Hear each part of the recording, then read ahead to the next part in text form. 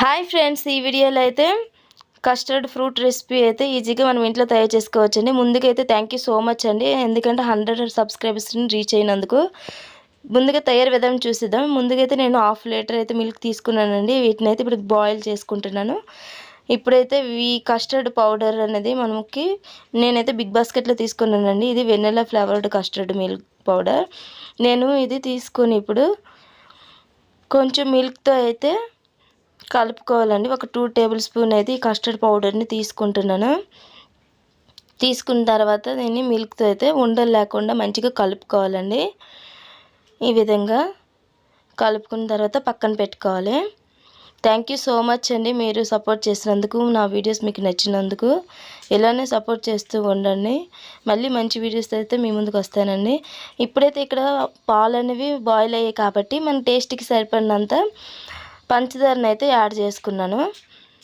Add చేసుకున్న తర్వాత ఈ విధంగా కలపాలి. కలుపుకున్న తర్వాత మిల్క్ అయితే బాగా మరిగాయండి. మరిగిన తర్వాత ఈ విధంగా పొంగుతూ ఉన్నప్పుడు ముందుగా కలుపుకొని పక్కన పెట్టుకుని ఈ కస్టర్డ్ అండ్ మిల్క్ పౌడర్ ఈ రెండింటిని కలిపి ఇప్పుడు యాడ్ చేసుకోవాలి. వీటిని కూడా ఉండలు లేకుండా లో ఫ్లేమ్లో అయితే అలాగ కలుపుతూ ఉండాలండి. ఈ విధంగా కలుపుకుని చిక్కగా కొంచెం అయ్యేటంత వరకు మనము ఉడికించుకోవాలి.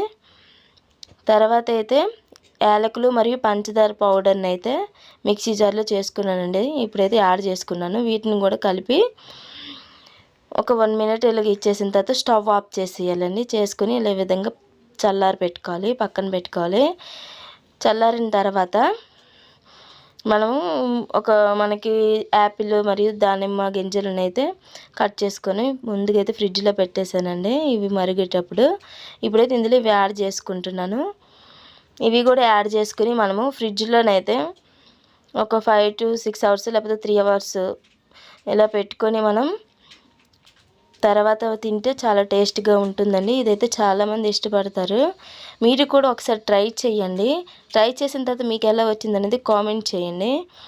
ఈ విధంగా కలుపుకున్న తర్వాత మనం ఫ్రిడ్జ్లో పెట్టుకోవాలండి. బనానా అయితే ఫ్రిడ్జ్ నుంచి తీసిన తర్వాత యాడ్ చేస్తున్నాను లాస్ట్లో, ఎందుకంటే ఇవి ఆల్రెడీ మగ్గిపోయి ఉన్నాయి. ఈ లాస్ట్లో యాడ్ చేసిన కూడా టేస్ట్ అనేది చాలా బాగుంటుందని ఈ విధంగా మంచిగా కలుపుకోవాలి. అంతేనండి, చాలా ఈజీగా అయితే మనం కస్టర్డ్ ఫ్రూట్ రెసిపీ అనేది ఇంట్లో తయారు చేసుకోవచ్చు. కూలింగ్ ఎంత ఎక్కువ ఉంటే అంత టేస్ట్గా ఉంటుందండి ఈ కస్టర్డ్ ఫ్రూట్ సలాడ్ అనేది. ఒకవేళ మీకు పలుచగా కావాలంటే ఎక్కువ టైం ఉడికించకుండా కొంచెం పలుచగా ఉండేటప్పుడు దించేయండి.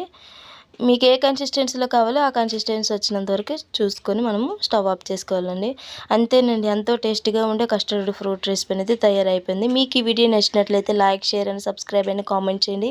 Thank you for watching this video. మళ్ళీ మంచి వీడియోతో మీ ముందుకు వస్తానండి. థ్యాంక్ యూ సో మచ్ అండి. మళ్ళీ ఒకసారి చెప్తున్నాను, 100 సబ్స్క్రైబ్స్ రీచ్ అయినందుకు నాకు చాలా హ్యాపీగా ఉందండి. Thank you so much. Bye bye.